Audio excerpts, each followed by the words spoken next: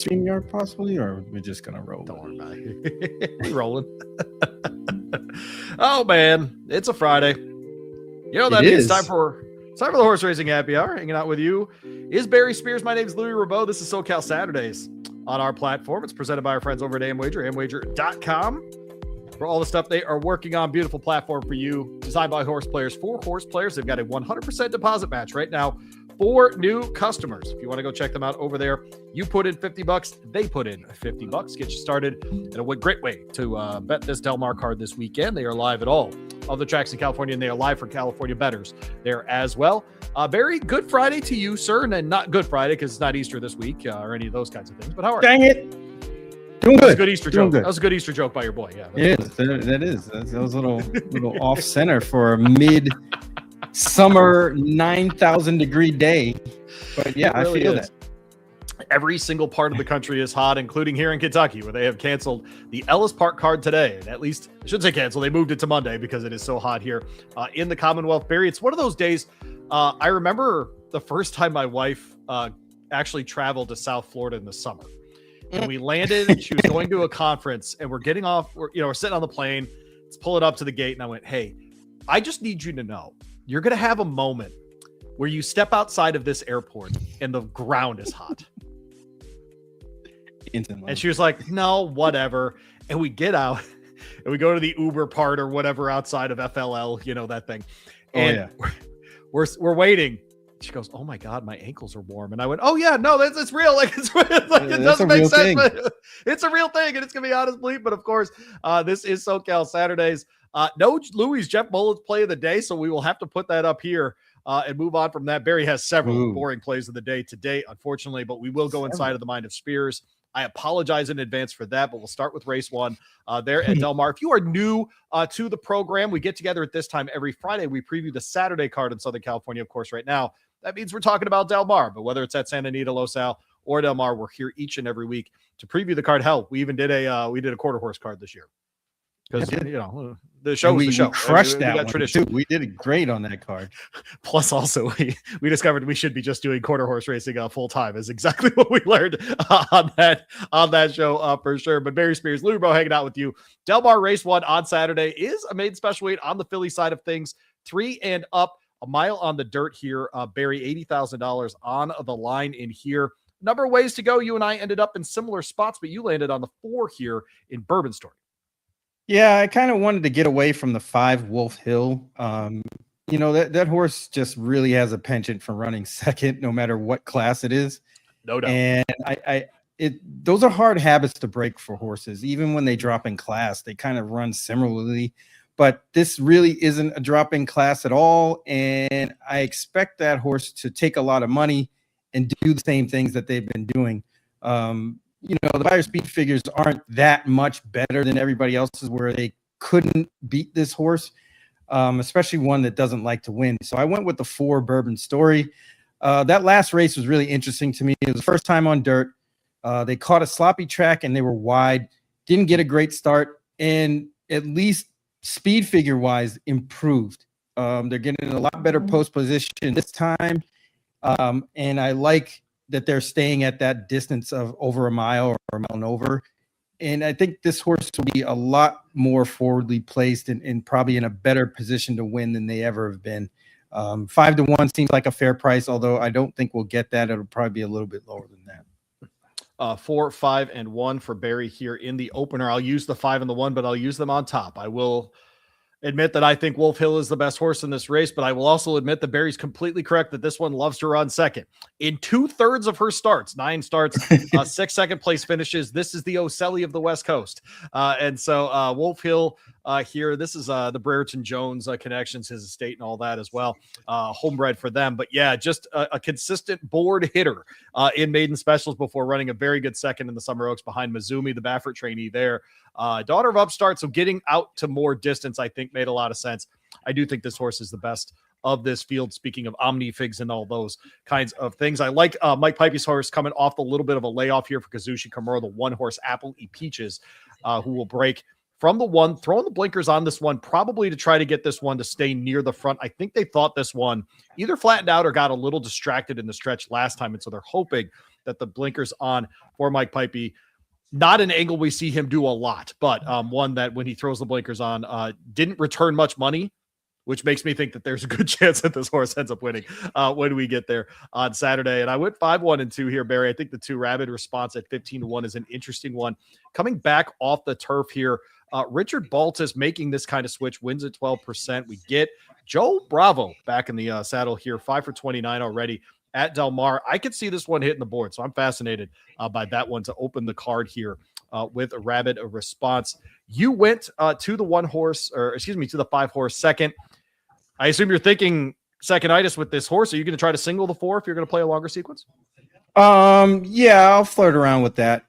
Play multiple tickets, just singling the 4 or using the 4 and the 1 and just throwing out the 5 and trying to hit skinny, kind of spreading a little bit later. All right. Although I'm not 4, skinny. 5. I hear you. 4-5-1 for Barry in race 1, 5-1-2 for me in race 1. That did start the early pick 5. Early pick 4 starts here in race 2. A made special weight on the grass. We think of these races all the time in California. A mile on the turf. 2-year-old maidens in here, Barry. Open company as far as male and female, and certainly as far as where you were bred. But a good field of 8 in here. I thought an interesting one as we were looking at it. At 4-3 is what we both landed on top. I'll talk about Wildcatter here. It's interesting we both went to the same spot here, but because this is not what Richard Mandela does well, is run out second-time starters, but I love the move to Joel Rosario here, and I do think that this horse should improve from the last start. And frankly, Barry, I'm leaning not on a second-time starter number, because that doesn't always have to do with 2-year-olds. I'm leaning on 2-year-old numbers here, where Richard Mandela does an excellent job at 17% winning.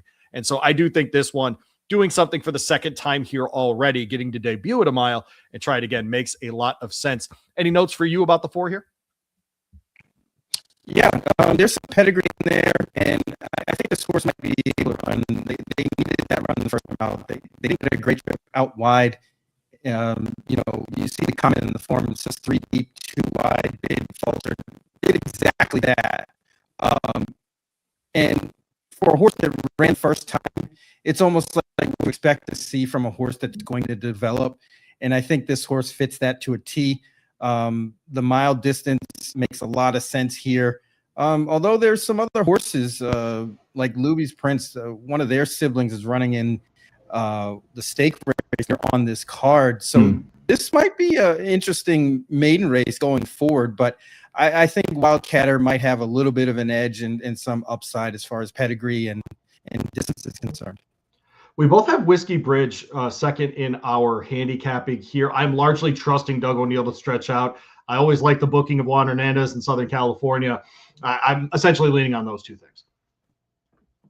Yeah, Whiskey Bridge is a half to Robusta, so there's some upside there with that pedigree. And Robusta actually got better when they went longer, and I think that's what this horse wants to do. Whether they want a turf or not is up in the air. Lexingtonian wasn't quite the turf specialist, but I could see a horse like this taking to the turf, especially out west where, they kind of run dual surfaces with maiden horses and younger horses. This one might be able to run both. Getting Juan Hernandez is also a plus. Doug O'Neill second time out, also a plus. So there's a lot going for this horse, and I think they're just going to get a little bit over bet. So that's why Wildcatter to me is a little bit more appealing. Dang Sun will break from the inside. This is the O'Neill Jaramillo combination that we saw take down the titles at Santa Anita in the spring. Second timer again here for Doug O'Neill. I think if you wanted to make the case here, Barry, I wouldn't fight you. Yeah, no, it definitely makes sense. The rail draw isn't the greatest of things, but thankfully this isn't a terribly large field. And I think you might get a scratch or 2. So that might make it okay. It's just a matter of if this horse can get out of the gate. I don't know whether or not this horse will be able to break well. Obviously adding Jaramillo is trying to ensure that. But I think that's really the key here with this horse. There is some pedigree there. They paid a nice little pretty penny for this horse, which is double the stud fee. So you got to look twice at a horse like this getting a top rider. So I threw that one in there just because they probably seem the best of the rest. I mean, you could compare that one with the 7, who actually got a slightly better trip in the same race, but just finished ahead of them. The 7 will be my third pick in here, a second timer for Phil D'Amato. I'm largely going on his 2-year-old numbers and on his sprinter route numbers. He is very, very good at stretching horses out. And so I will include the 7 as my third pick here in race 2 Saturday at Del Mar. I'm talking with Barry Spears. My name is Louis Rabeau. We're presented by Amwager here on the Horse Racing Happy Hour. Thanks for hanging out with us for our weekly look at the card in Southern California. We call it SoCal Saturdays here, and we do it every Friday. Race 3 is up next, and we will start a little break 3 in the middle here, $20,000 claimer non 3 lifers in here, Barry 6 furlongs on the dirt. And this is essentially for 3 and up, lots of different conditions in here sometimes, but very straightforward here. You don't win 2 or 3 races, you can run for here as long as you're in for the tag. Who'd you land on? I landed on 6, Vancouver. This horse has been running with the company for a while. You know, you'll see those starter allowances, 50,000 non-winners of 3, and they were running really competitive. And this is quite the drop. And it may be a factor where this horse just might be better than these at this level. Dropping down to the $20,000 level, especially after that last race at 40,000 non-winners of 1 to a more restricted 20,000 non-winners of 3. They should be fit, ready to win a race like this. Whether they do or not is another story. It seems like this horse wants the turf, but you know, they ran 2 or 3 good races or decent races on the dirt. So I don't think that's out of the realm of possibility against the right field. This might in fact be the right field. I went to the chalk here, unfortunately, but 2, 1, and 5 for me here. Lead Pipe Joe dropping in for 20. And Barry, this is an interesting one because horse has been claimed in the past for 32. Okay. But since then, they've gelded this guy. Okay. So his value as far as longevity and all those kinds of things has gone down, right? It just has. True. But he's in for 20 here. Here, I think, is one of the dilemmas in Southern California is there are so many 20 optionals in Southern California that this is actually a level that once in a while you got to try out. You got to throw your horse in here. And so I imagine they're hoping to hold on to this horse because they think they've got something here. He's been working lights out, all the things. I think they're hoping to hold on to him so that they can run him in more optional type after running in this condition. But I'll put Lead Pipe Joe up top. Kyle Frey, of course, gets them out there. B. Grayson will break from the inside here. We'll get the second spot in my handicapping. Moves back to the Lorenzo Capozano barn after 13 runs in the Brinkerhoff barn. This is an interesting one to me because Capozano, not great, first off, the claim here. But I think this horse just fits in this field, Barry. We see a couple races back at the distance. 2 for 3 lifetime, a 3rd place finish, and that was in the last race at Del Mar where the horse was kind of wandering about. Didn't quite know what they were going to do. And then once the horse figured out, oh, right, I'm in a race, really took off and passed a bunch of horses, ended up finishing 3rd for some money. And if Armando Ayuso, they're moving to him for the ride here, if he can have this horse at least even a little more paying attention, I'll put it that way. If this son of game winner could pay a little bit more attention, I think he'll be part of the equation as well. I went to the 5 third. You have the 5 as well here. That is will be the 8-5 favorite. Hasn't run since June of 2025 there at Churchill Downs. Was great in that race, but we haven't seen him since. I don't know why I trust the 2 more than the 5 here, Barry, but I do. Yeah, it's tough with these kind of long layoff horses. I mean, Will B hasn't been out since June of last year, and that was off the drop itself. They won by 11 at Churchill, but we haven't seen the horse since. Training well into this, but I don't know how reliable that horse can be showing back up at this level, especially after winning the non-winners of 2 level by so much. Usually you'll see horses step up in class after that, even if they are eligible for an audition. So it's a real question mark. I thought they're good enough, at least their body of work. I mean, that 63 sort of stands out. Their baseline was, at least before the layoff, was good enough to win this race most of the time. So I think they're formidable, but I don't know. I mean, I have questions. And going back to the 2 Lead Pipe Joe, I actually had the opposite take on that horse. I thought that the fast works and everything would be a little decoy to get this horse claimed. but again, it could go either way. I just don't like the long layouts with horses that come back in short company, in cheaper company. So that's really the red flag for me personally. But if either of those horses win, I would not be surprised.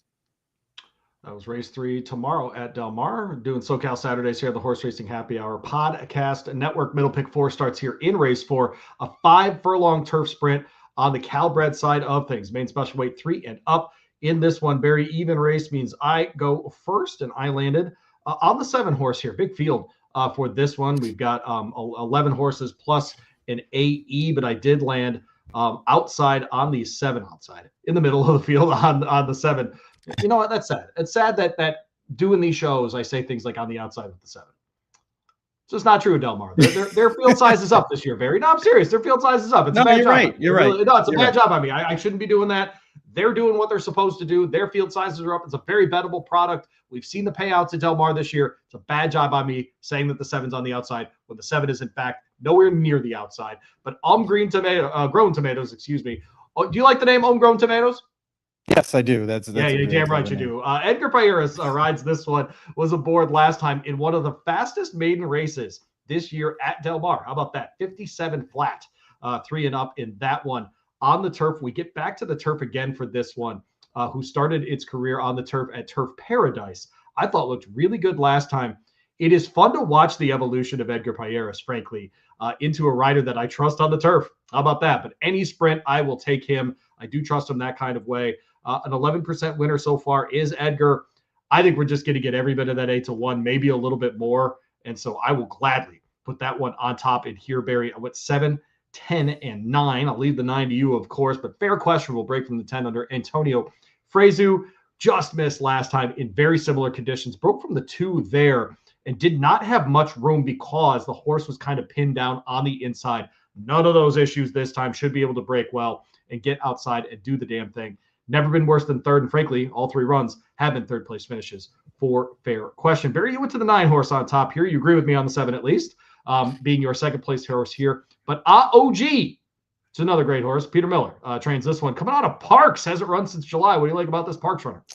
I'm really glad you decided to pick the 7 because I was really torn between the 9 and the 7 here. Okay. I was going to say, I think that 7's sneaky. That value is going to be, if that's a 10-1 horse. Well, yeah, because he was 80-1 last time, getting blinkers on, and he ran kind of a winning race. He was just wide the whole way. Yes. I thought that was a really good effort, especially sets them up well second time out after the improvement off the first race. And the price is going to be right. But I ended up going to the 9 OG basically because of the fact that I think you have to really beware of the shipping and wins this meet. Peter Miller gets this horse from out of town from Jose Gallegos. If you watch that race, this horse was wide the whole time for really no reason and just kind of spun themselves around. The Dam won first out, I believe, on the turf. Or no, first out at Keeneland.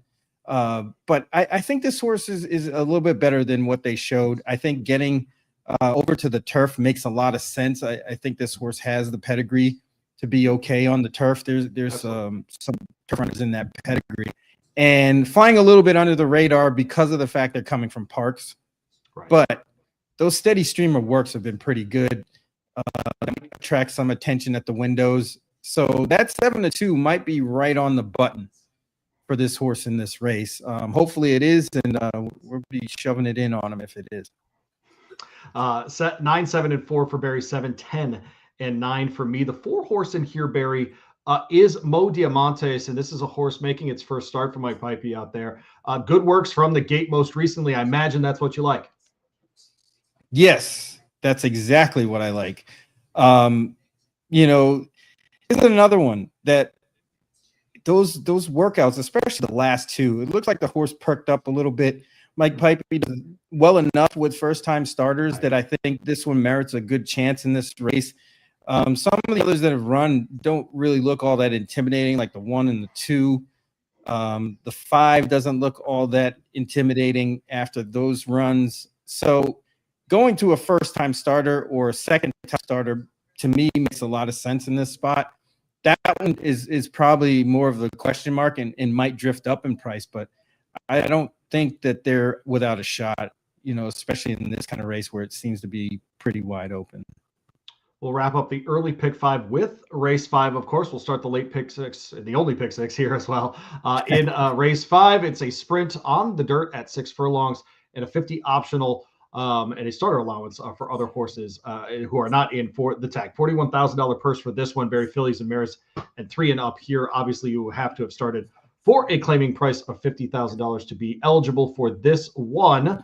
And in race 5, you and I landed on the same horse here. We both went to the 4 and Miss Hellfire. Very impressive on debut. And frankly, Barry, this is the horse that is won by the most lengths in any maiden race in California this year. How about that? Ever. I think I had to be reminded that there were other horses in this field. It reminds me, I don't know if you've ever seen the interview after Flightline wins the Pacific Classic, that Country Grammar runs second. And Baffert said that Country Grammar lost sight of Flightline, so he thought he won the race and was confused that he wasn't going to the winner's circle. That's really good. I gotta find that somewhere. It's one of my favorite horse racing stories. I love the idea of a horse like Country Grammar, who by the way was pretty good. That was a pretty good horse, man. He really was. And he's like, yeah, I beat these other horses. What's up? Let's go to the winner's circle. There's another horse like getting bathed already when he crosses the finish line. He's like, hey, what's going on? That's my spot. Oh, it's so good. Who'd you land on here to start the pick 6? Yeah, I'm in agreement with you with Miss Hellfire. It's going to be hard to beat that horse. I mean, she ran really fast, start to finish in that race. And if she comes anywhere close to that, nobody's going to touch her. And I think that's the case here. This is not much. This is chestnut checkers too, starting this horse in a maiden 50, because you're automatically qualifying for this level, right? I mean, it allows you to go ahead and run in this kind of condition over and over. And yes, the purses are slightly less. So if you want to jump up into allowance company, you can do that. But man, I think starting this one at 50 when no one was going to pay that price on debut makes a ton of sense. I thought it was just a really. I don't think they knew that the horse was going to run that fast. Really? On debut. Right. Yeah, because I think that's why they put that horse in the 50. I think that was kind of accident because that horse does have a little bit of some turf pedigree, possibly. And it might have been that's where they were thinking, give the horse a race and then, try the turf going long in that same kind of level. But, if the horse does that, I mean, you have no choice, you got to keep going with what works. And they found a field here where I think they're just faster than these horses. I went 4, 7, and 3. Barry went 4, 5, and 6. A daughter of Matoli. Sneaky, one of my favorite horses ever, Barry. Matoli. Yeah, that shouldn't be sneaky. Okay. Sneaky. I love that guy. Awesome. He was awesome. He really was. His Met Mile's still one of my favorites. I'm a big Matoli fan. And anyone who's listened to this show for too long knows my love for that horse. What do you like about the 5 here? If I could be Brick Tamlin from Anchorman, I love Lamp. That was terrible, but you understand. I like Lamp a little bit here. This horse went down to the 30 level, got claimed after that win, stepped up to the 50 open over at Churchill, and didn't get a great trip. I think they could be the best of the rest here and pick up some pieces behind Miss Hellfire. 4, 5, and 6 for Barry. 4, 7, and 3 Bourbon and Spice. I hope you understood that reference. I did. That's why I rubbed my eye 3 separate times and put Mind of Spears up on the screen, Barry. Yes. That movie's not funny anymore. That's my hottest take about movies. See, that is a hot take, man. I work in radio, and I don't think Anchorman is funny. They need to use those taser gloves on you. One time it was funny. One time. Taser gloves on you. Up. It does not. That's the most quotable movie there is. Oh, you got it. Okay. Let's bring it to the people. We'll bring it to the people. And, you know what? See we'll what put the up a people poll. say. All right. So what? Give me one other film. We got to put up 4 options. Give me one other film that's super quotable, and then I'll come up with 2. I've got 2 already in my mind. Okay, you ready? Well, go ahead. Yeah. Okay. 2 cult movies. Okay, that I think are unbelievably quotable: Blazing Saddles. See. Office Space. Office Space. Yes, I can agree. Okay. That's kind of quotable. Why should but I not change? As much as Anchorman. He's the one who sucks. It's Blazing Saddles, dude. How old are you again? Oh, get out of here. Blazing Saddles undefeated. You're a terrible person. I'm Dude, not as old as there's you. people That's that what I know. are people that are old that haven't seen that movie. I will replace Blazing Saddles with a movie that I know you like and won't admit it. Mean Girls. Mean Girls has unbelievable lines in it. Unbelievable. It's no Anchorman. Unbelievable. It's no Anchorman, my friend. That movie's way better than Anchorman. It's unbelievable. It might be, but Anchorman is quotable as ever, and it's still funny. It still holds up, unfortunately. I mean, I like Christine. I'm not gonna lie to you. 4, 7, and 3 for me here. Bourbon and Spice will break from the outside. A son of Anthony's daughter, of Anthony's Cross. That's the Indian Charlie line there. Last seen running in Indiana, of all things. This horse caught bad weather over and over, and it didn't matter. Never outside the top. Frankly, never worse than third or within a length. Every single race running at Turfway, Indiana, Churchill, and then on the turf in Indiana and back to the slop in Indiana. We'll finally get some ideal conditions for this one. You mentioned shipping ins. This might be one of those. So Joel Rosario will ride this one. Almost certainly going to try to get the lead in this race and see if it works out. 4, 7, and 3 for me. 4, 5, and 6 for Barry, who's terrible at picking movies. Race 6 is up next. Starts the late picks. Pick 5, excuse me. Can't say you're wrong. The Solana Beach is up next here. A mile on the turf, 150 grand on the table here, and it is for Calbreds, Barry. I thought this was a very fun field, despite the fact that Grand Slam Smile is in here. Now, I want to mention one thing about Grand Slam Smile. There's a 5-year-old mare, and we know what she is, right? 12 wins, 6 seconds. I mean, this horse has been in the money 19 of 22 runs. She's awesome, right? 5 times in the money this year. Runs 5th in the Great Lady M last out. But that's Sweet Azteca, that's Magnificat, that's Noonie, that's those kinds of horses. Okay. Mm-hmm. Who was the jock for all those races? His name is Billy Anton Georgie. And if anybody's watched this show, they know Louis Rabot ain't a fan of Billy Anton Georgie. Shout out to Billy Anton Georgie, wherever you are, running in 7th place at Ellis today. I don't know why. Because he's a bum, dude. And so Juan Hernandez gets the mount here. Pack it up. We're done. I mean, just absolutely pack it up. You got 2 singles to start. You got 2 singles to start the pick 6. Pack it up. 6, 4, 5. Barry, why'd you go 5, 6? Why'd you go 5, 6? Well, pack it up. I think there's some speed in here that Grand Slam Smile has to attend to, especially from the outside, or not too far outside. Can't Sleep outside of them. The 7 has a ton of speed. Liberation will probably have to get involved. You would think the 1 is probably going to try to force the issue, but I don't think it's going to be such a cakewalk. The 8 might even go out there. I don't think it's going to be a cakewalk. And I tend to think that this distance is not this horse's best distance. I know they're 6, but I think down the hill is probably where they're best. It's a little strange. I don't know if Billy Anton Georgie is hurt, but Juan Hernandez ends up here for some odd reason. It just doesn't feel right to me. It's just one of those things. Of course, obviously, Grand Slam Smile can win this race twice over. But I'm going to take a shot with Take on the Card, who's been the runner-up to Grand Slam Smile a few times. Sure. And I think having some pressure up front, a little more than Grand Slam Smile's used to, can get Take Another Card into the winner circle. Hopefully at a good price. I think they're going to be second choice, probably around 3 to 1-ish. But I'll take that in this race, especially in the middle of a sequence like a pick 3 or anything like that. You can get away from the favorite, especially one like Grand Slam Smile, the better. So we'll take a shot with the 5. Take Another Card, 1 win in her last 10 races, and that was disqualification.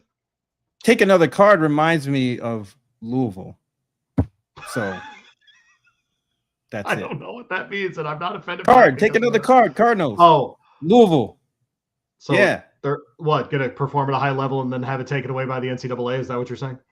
Pretty much. Why am I hope the stewards don't take this away because the stewards show up and take the banners. This might be Sizzler time if this horse wins.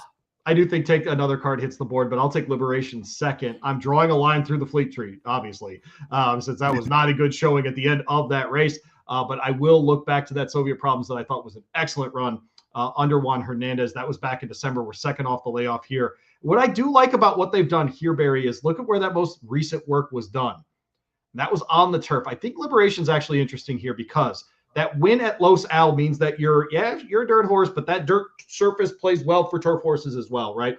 Obviously, if you can win at Los Al, you can likely win on turf. That horse has been working on turf. I like that one in this spot, actually. 6-4 might be my cold exacta of the day. Ooh. Oh, you going there, huh, sir? It might be. It might be. I don't think it's going to pay well. It'll be like 5-1, 6-1, something like that. But I think if you're going to make money within this race, I think that might be the way to do it. There you go. There's my unhot take of the day. So there you go. All right. Race 7 up next here. I actually really like 4 in that spot. Race 7 up next here is a maiden special weight, and we're finding the 2-year-olds. Barry, I'm rubbing my hands together because this I read an article, if you're not aware, and I should mention it every week on the show because I have this platform and I'm an idiot to not tell you about my work. But I write for the Sporting Tribune every week, and they're based in Los Angeles and in Southern California. And Barry, I'm writing about this race, not about either of the stakes. Yeah, this is loaded. I think this is it. To me, this is the feature race of the day because we get a couple of first-time starters that I think, when we start talking Derby. One of the things I always get asked to do when I have traders on my shows is, hey, ask them who their best 2-year-old is. Ask them who their best 2-year-old is. And I get it. I really do. These are the kinds of races where sometimes we meet those horses, right? Or certainly later developing 2-year-olds that'll be factors once we get to Keeneland for the Breeders' Cup, right? Because if a Baffert were to win here, for example, and then run one more time at Santa Anita, then show up at Keeneland, or frankly, with his new setup, they might run in September at Churchill, right? Mm-hmm. We could see a horse at Churchill, maybe for the Iroquois, something like that, that comes out of a race like this. It might be a little bit too quick of a turnaround, but Kentucky has those conditions. There will be allowance races for 2-year-olds, so hopefully we might see one of those there. We also get to see Inshallah make his debut on the track. This is a KAS Stables purchase for $2.1 million in May this year. This is a Flightline colt, a Medaglia d'Oro dam, okay? One of the more royally bred horses that you'll ever see here. And John Sadler wins at 23% on debut. So all of the expectations are there for that reason. I'll land on Inshallah as my horse here, Barry. You're going to go to a different spot. And I thought this was really interesting. You're going to try the 8 here. Another first-timer, but for Tim Yaktine, who, by the way, holds his own with first-timers, is very good with 2-year-olds. And this horse has been working lights out. Tell us about the 8 horse here. Yeah. I just can't help but to think back of over the years, we see these Bob Baffert horses unveiled first time out that are probably well meant to go longer, lose their first race. And Emancipate, the one horse who's a half to Hope Road, which you would think would probably stretch out a lot better than going 5.5 first time, especially when drawing the rail. We're going to try to bet against that one, really. Inshallah, I don't know what we're going to get out of that horse. Obviously, the flight lines that have been running pretty well. Yep. But I don't think anybody's a cinch in this race. I like the outside draw with the 8 Dominici. That workout on July 12th kind of, to me, says it tips their hand. They think this horse is good, and this horse is good out of the gate. So I believe they think they know that this horse is fast enough to win this race. Whether they can settle, get a good trip is another story, and that's what we're betting on here, I think. 6-1 seems like a very fair price, and we probably should get most of that, especially with 2 Bafferts in here. I know one is 8-1 in the morning line, but that one will take some attention too, being out of freshman sire Jack Christopher, and they're my racehorse horse.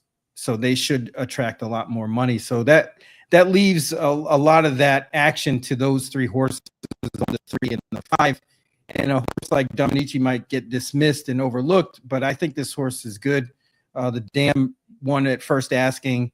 So the early voting horses I've been impressed with, the ones that I've seen so far, especially actually on the dirt, which is a little bit they've been forwardly placed. Considering how early voting was as a runner, but I think this horse is well met in this spot, and on the radar, we'll get a good price. So I'm willing to take a chance here. 8-5-1 for Barry. We've talked a lot about Inshallah and about Emancipate. I wanted to talk about another one in here, and this is where Barry. This race is so fascinating to me because I think the 6 horse in here, Mike Smith's going to get the ride from Michael McCarthy. When you and I started doing this show, Michael McCarthy's first timer percentage was around 4 or 5%. It is now up in the double digits. It's at 10%. Okay. So he's obviously changed how he approaches these races. The last two works, Barry, are the kinds of works that get you going from the gate, good speed, shows the horse is ready, willing to do the work from a standstill. Son of Constitution, $200,000 purchase. We would be looking at this in most races and thinking, we got something here. Instead, you're probably going to get 15 or 20 to 1 on this horse, Barry. Why not? I'm willing to concede that. Line? I'm willing to concede that because of the fact that, yes, his percentage has risen. He did win a couple of races, but just as a consistency point, he really doesn't appear to try to win first time out. And I think that speaks volumes. His horses run so much more better second time out. It's hard to ignore, even with those good works.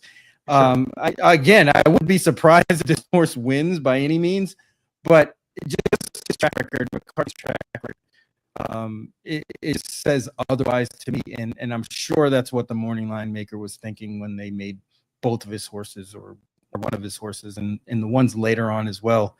Or actually both of his horses in here are both 12 to 1. So yeah, we'll see. And they both have good works. They might have been working together. Yeah, I think they were actually. And so what's interesting to me though is just he books Mike Smith for Federation. He books Ricardo Gonzalez for Articulation. Frankly, he books Ricardo a lot more. I don't know. Roberto has not been getting to the win. He's got on some line, but just hasn't gotten over the top. And I find that interesting that they still put some horses, especially if they're aiming to have a second out. Same with being a board federation. I would think if they really thought that this were to be real formidable on the I would see different players on there. Hey, Barry, I'm going to have you jump out and jump back into the studio for me. Just a lot of lag here. And so go ahead and do that for me. I'll keep us rolling here on SoCal Saturdays. Presented by Amwager. My name is Lee Revo. This is the Horse Racing Happy Hour. Appreciate everybody being part of the program here. We'll get back in just a moment. Race 8 starts the late part of the sequence here. And if you are a pick 3 player, they have the $3 minimum out west. The CTT and TOC, the owners out there putting on a filly, a stakes race here in race 8, mile 3/8 on the turf, $100,000 on the line. You see some shippers for this one as well, but a very, very fascinating field here in race 8. I landed outside, and I am not terribly confident here, unfortunately, but I do think the Mizzen Queen is an interesting one in this spot. She was very close in the possibly perfect, and I just think she's going to want the extra distance. And I think this is a spot where it can make a lot of sense. Trainer Dan Blacker has booked Juan Hernandez for this one. And this is a horse that's been either near the lead or on the lead in her very best runs. And all of those have been her 3 most recent runs. In fact, last out, she almost won the possibly perfect, just ran out of time against Kentucky Girl, also in this field, and behind Innovative, who caught her at the line as well, who's also in this field. But because I'm getting 12 to 1, the only thing I don't like is the outside post position here. If I didn't have that, if this horse were further inside, I think the 12 to 1 number would be lower, and I think people would have more faith in her. But if you remember what we got in the Breeders' Cup this last year at Del Mar, is at this distance, if you broke from the outside, it was not a hindrance to you going ahead and winning. We saw, for example, in the turf itself, we saw Ethical Diamond win from the outside. We saw Gazora make her move from the 5, but we saw other horses in the double digits in the filly and mare turf up in the money there. And so I do think there's a world in which the 11 can break and get up into that kind of stalking position that it's been used to and go ahead and run on very, very well. I've got the 5 in the second spot here in my handicapping, as does Barry. And that is Vronti, the 5-2 likely favorite here. Graham Motion shipping once again out to the West Coast. This is one that we saw in the Game League just a few months ago at Santa Anita Park in that Grade 1, where Thought Process was the winner. Going to try this kind of company again. We just saw Graham Motion do this last weekend with Warming. Should be interesting to see Bronte in this kind of company. Barry, we'll throw back to you here, the 9 horse on top for you in the stakes race here to start the late pick 3. Kentucky Gal, the winner of the possibly perfect. obviously, if that effort shows up again, this horse could definitely win with the added distance.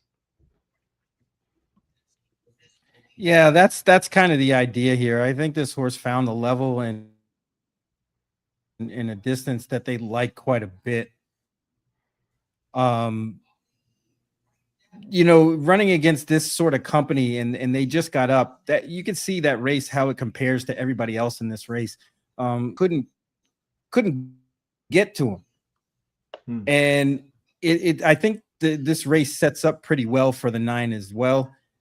Bronte does look better, at least on paper, but I don't think they're world beaters in this spot. I'm just going with the kind of hotter horse who may in fact get a better trip in some regard. So we're just kind of throwing one out there. I not that Bronte can't win, but I don't think there's such a cinch or a lock in this spot either. Umberto Rispoli and Graham Ocean 0 for 5 all time together with mounts. And so if you wanted to play against the 5, at least you could have a little bit of motivation there. Barry went 9, 5, and 6 in the spot. Resolve will break from the 6 for Leonard Powell. A disappointing Oceanitas last out, but that was at a mile. Before that, at a mile and a quarter in that possibly perfect, ran 4th in that race. I agree with you on Resolve here, by the way. I think that horse has a serious shot.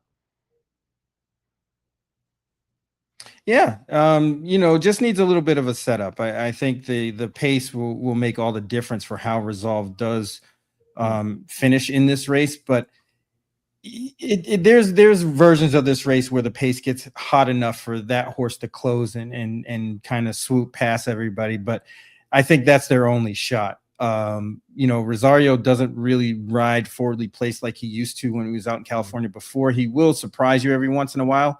This may be one of those kind of races, but I think typically he likes to take back and take one run and see if that does it. And this is the kind of horse that looks like they do that. That's why I put them underneath. Should be rounding out tries and supers. 9, 5, and 6 for Barry. 11, 5, and 6 for me there in race 8. We move on to the late double. It is a maiden 16. How about that? From a stake to a maiden 16. Damn right. Let's go. 5.5 on the dirt. We're sprinting. $27,000 on the line for 3-year-olds and up on the maiden side of things. Barry, where'd you land in the claimer? Let's go. The disclaimer. Yeah, well, this race is actually a lot better on paper than it appears. These horses in this race, in this level, especially out at California, if you go and look back, I'm sure you'll see a lot of wacky prices, wacky things happen in races. This kind of stuff happens all the time, especially with these lower level type horses and lower level connections. They don't really get a crack at it all the time, and they're going to give it their best shot. I landed on Max Xander. I thought that this horse actually ran a really good race in that maiden special weight out at Tampa back in April, and then kind of lost their way from there. I think going long was a mistake. They tried it way too many times, and now they've seen $1,000 claimer, which I think they can win. If they get in April, I think that wins this race. The 8 Cimarron Strip, who I picked 3rd in that race on July 25th, finished really good at 30-1 and was out there winging it. I almost thought this horse was going to try to pull off an upset and win that race, and they just fell short. I think they needed that race. This horse will probably run good again, but you're just not going to get that 30-1. 5-1 seems about appropriate. Maybe even a little less than that, because the source will be forwardly placed and there's not really much in here. So those kind of things tend to entice bettors. So yeah, I like the 6 and the 8, and we'll throw in the 1 for good measure. Ran pretty good, taking a big drop, should be there at the end.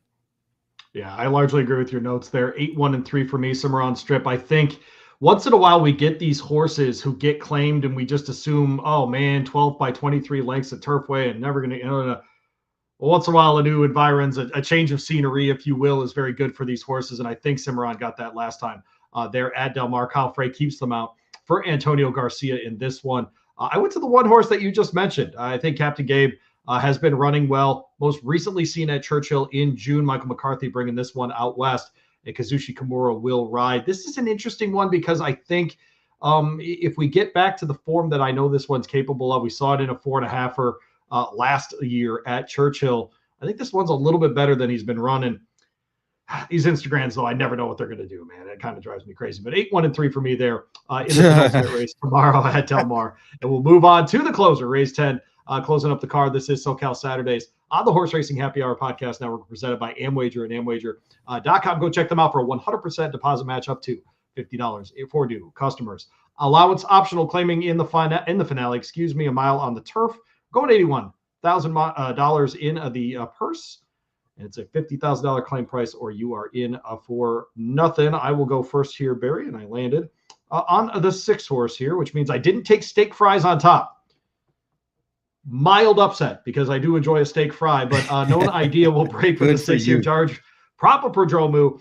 This one won last out. He's very good going back-to-back 17% right before that in April, when they did give this horse some time off, ran at 6.5 and just lost under Florent Giroux. Keeps Antonio Frezu here. I love the 8-1 here, man. I think he makes a ton of sense. 21% off of these kinds of layoffs for this horse. Seems to be spacing the races well for this gelded son of Golden Sense, and I think should be able to get back to his good form here. Outside of that 5.5 on the dirt this year, Barry, the horse has been very good, has been in the money, and frankly, turf, a much better surface for this horse. So 6, 3, and 1 for me means I do have stake prize second. Tried a mile for the first time last out and loved it. Went ahead and stalked and won. Joel Rosario keeps them out for Craig Lewis. That's probably the most likely winner, actually, Barry, but I do think the 6 at the price is absolutely worth looking at. So 6, 3, and 1 for me. You don't have the 1 in your handicapping, so I'll mention Sarwar, the French bred, who will break from the 1 here for Dan Blacker. 12-1, just ran out of gas last race. Do you remember watching this thing in July at Del Mar? Just ran out of gas at the very end of this race. Well, that was after a year layoff. I would expect that at a mile in a 16th. We get back to a mile today. The horse likes to be on the front. We're breaking from the rail. This one's just going to go and see if it can figure it out, Barry. I think the 1 will be out there for a while, and then we'll get run down at the end by either the 6 or the 3. I think in that way, it actually sets up very well for Steak Fries to be able to sit right off of the 1 in Sarwar and just kind of do the merry-go-round thing there at Del Mar and try to do the passing in the stretch. So 6, 3, and 1 for me here in the closer. You're going to try a different route. You're going to go to the 8 here, Beyond Stoked, which is what Barry says when he's pretending to be a surfer. I do. I say that, and my daughter has a boogie board where I will, kind of do some little tricks out there in the ocean. Boogie board. But this horse was keeping really good company and running really good and competitive and tougher races than this.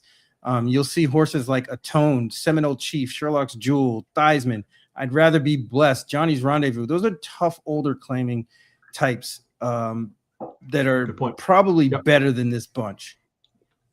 And I think they can stand to get a really good trip in here. You mentioned how the 1 Sarwar likes to just go out there and wing it. I think it's Beyond Stoke can get a great trip behind that one and a bunch of others. I just think the class here, and like I said before, you got to be aware of the shipping and wins because they're there to get the money. And this is a really good spot for a horse like Beyond Stoke. The price is right. I think we'll get most of that 8-1 because, a lot of the people out west aren't so familiar with these horses coming out, especially with the claiming types. This could be any kind out here.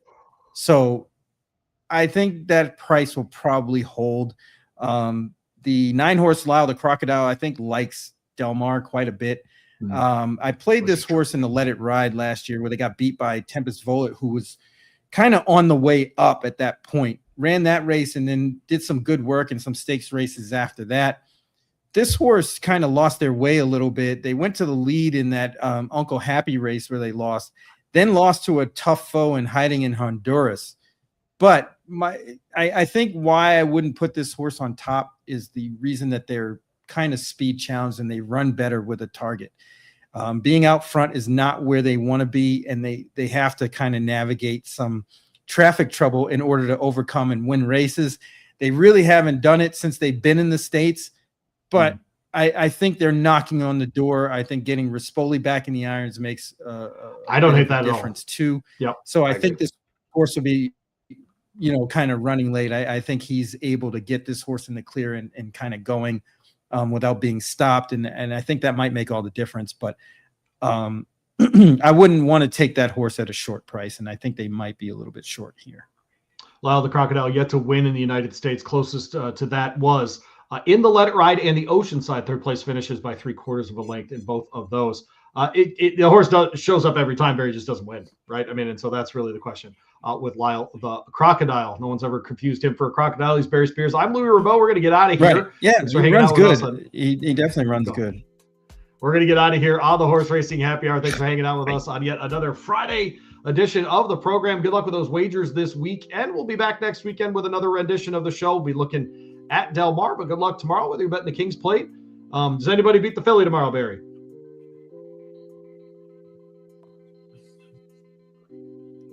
No, Luster is a proverbial cinch, my friend. We hope your weekend's a cinch. Yes. From all of us at the Horse Racing Happy Hour.